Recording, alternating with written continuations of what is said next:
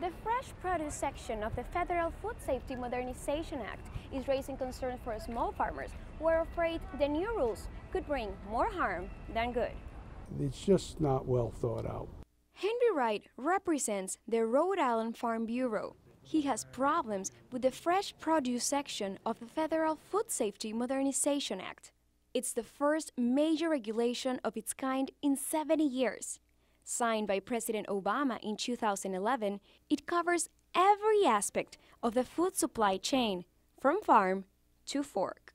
And what prompted Congress to pass that law was a series of very large foodborne outbreaks that had occurred.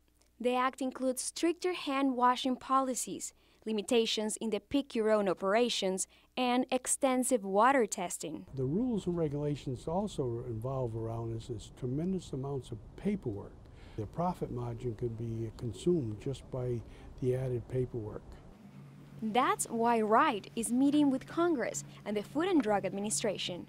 We're trying to take the corners off this regulation to make it easier to be acceptable.